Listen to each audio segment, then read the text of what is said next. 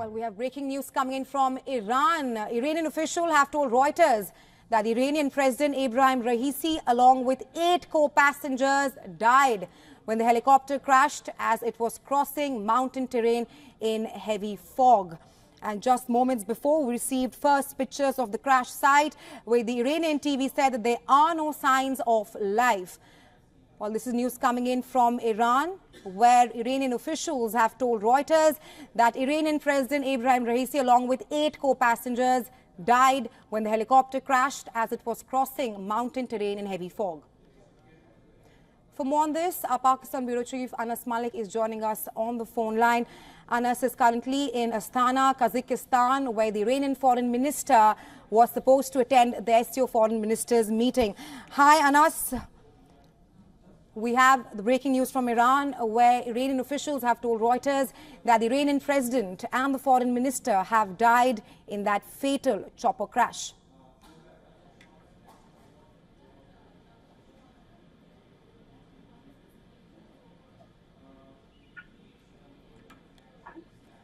And this is news coming in from Iran, where Iranian officials have told Reuters that Iranian President Ebrahim Raisi, along with 8 co-passengers, have died when the helicopter crashed as it was crossing mountain terrain in heavy fog. And we have our correspondent, Anas Malik, joining us live on the broadcast. He's currently joining us from Astana, Kazakhstan, where the Iranian Foreign Minister was supposed to attend the SCO Foreign Ministers meet. Anas, we have breaking news from Iran. Iranian officials have told Reuters that Iranian President Ebrahim Raisi and the Foreign Minister have died in that fateful chopper crash. But absolutely indeed, quite unfortunate news coming in from Iran there, which has now been confirmed by Iranian officials that the Iranian president, along with his foreign minister, 7 others, which include 2 pilots, a pilot, a co-pilot, a crew chief, a head of security who was Brigadier General Sayyid Mehdi, and another bodyguard, along with Tabriz's Friday Imam Muhammad Ali al-Ahkam, and the governor of Eastern Azerbaijan province of Iran, Malik Rahmati.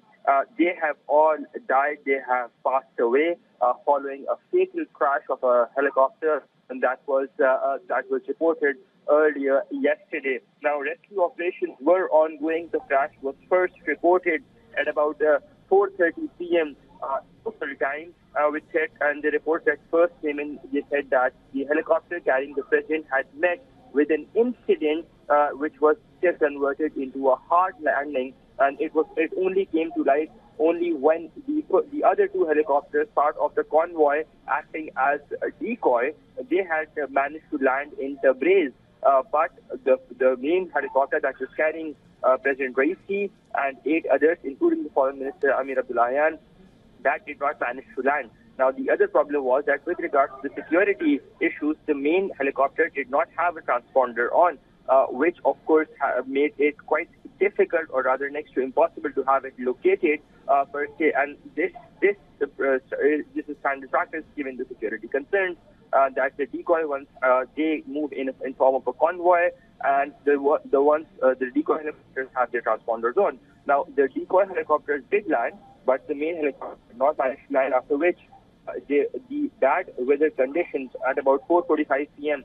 were being cited that bad weather conditions were the reason for this hard landing, and that rescue teams have been dispatched. Now, overnight, we heard 65 rescue teams were part of this operation, this grand operation that was launched, which had drones, which had rescue teams. The Iranian Red Cross was also part of the operation. And then we saw that the EU, they opened their satellite. The Iraqi government, they offered support. The Turkish government, they offered support. So it was quite a great event of solidarity per se, where we saw different governments getting together, offering not just their condolences or sympathies or prayers, but their support as well in practicality, given the minimal resources that Iran has.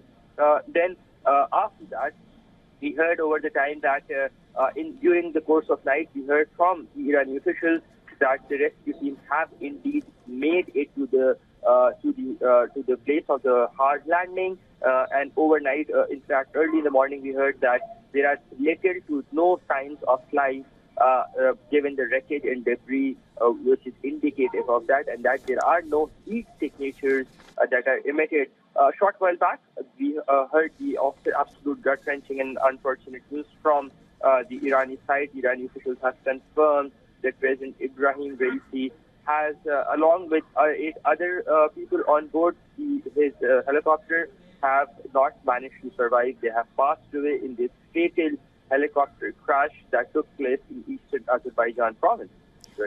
Right, and as just before this fateful news, we saw the first pictures of the crash site. But the pertinent question right now is that what's next politically for Iran's administration? We also heard Iran's Supreme Leader Ayatollah Ali Khamenei just a few hours ago saying that he rather told Iranians not to worry. So I want to ask you, what's next politically for the Iran administration with the death of Iranian President Ebrahim Raisi and the foreign minister? Well, the constitution there is very clear. The constitution and the law says that there has to be a decree that has to be issued by his supreme leader Ayatollah Khamenei, which will notify the vice president as in charge for governmental affairs for a period of next 50 days. The first is to follow a day or 3 days of mourning, that is from the day this crash has taken place, and it has been notified. So the 3 days of mourning will be there.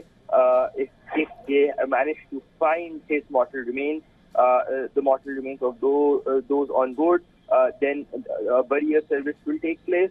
And in between that, the Supreme Leader Ayatollah Khamenei will be notifying the Vice President as the one in charge to run the day-to-day affairs of the country.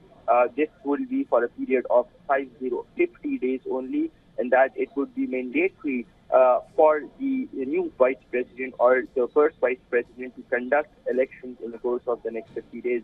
Now, in this particular case, it would be Mohammad Mokhber, who is currently the first Vice President of Iran and who is likely to take charge of the reins of power as soon as Ayatollah Khamenei in a presidential in a supreme decree. The supreme leader goes on to notify about the unfortunate accident or unfortunate incident, and informing the people publicly that who is now in charge when it comes to governmental affairs. That being said, right now the entire focus of the operations are to retrieve mortal remains, if there are any, because what we understand from the images that are coming in, that the helicopter is completely burned, and that can possibly have an effect on the passengers and their mortal remains on board as well. That again is a bit too early, but we would get to know more on that as soon as we hear from the Iranian Red Cross and the rescue authorities on the ground. What we also understand is that the Irani side, the Irani embassies across the world have been ordered to go in a state of mourning. That means the flag will fly at half mast, and a condolences book will be opened up. Also, what we understand is that prayers en masse in the holy city of Mashhad were being held.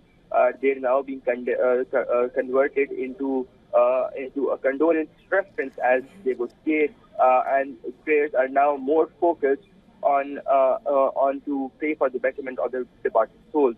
What we also know is that bureau chiefs and representatives of Iranian news agencies across the world have been asked to immediately come back to Tehran and be with the people as a token of solidarity, given the unfortunate events that has panned out in the country over the past 24 hours. Right, Anas, I was just coming to that. You speak of how all the officials and authorities, Iranian authorities, have been asked to come back to the country after this fateful news of the demise of the Iranian president and the foreign minister. The SCO foreign ministers meeting is set to convene today in Astana, from where you're joining us live. And the Iranian foreign minister, Hossein Abdullahian, who was supposed to attend the meeting there in Astana, has died in the chopper crash. Do we have any word from that quarter? Do we have any word for any kind of a lower level representation instead of the Iranian foreign minister?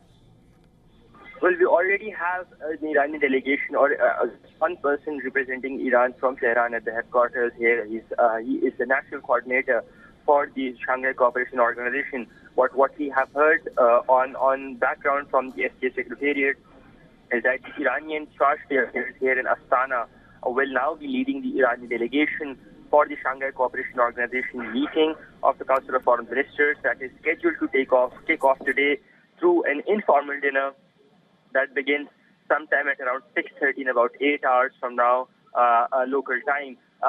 The Irani charge d'affaires here in Astana will be leading that. The ambassador has been asked to come back to Tehran.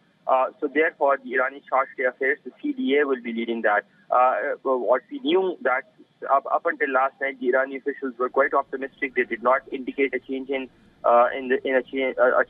the schedule, and the initial schedule was that Hossein Amir Abdullahian to land at about 3 p.m. local time here in Astana, and then after that he was due to hold some bilateral meetings, including a meeting with his Chinese counterpart, a meeting with his Russian counterpart, and with his Pakistani counterpart as well.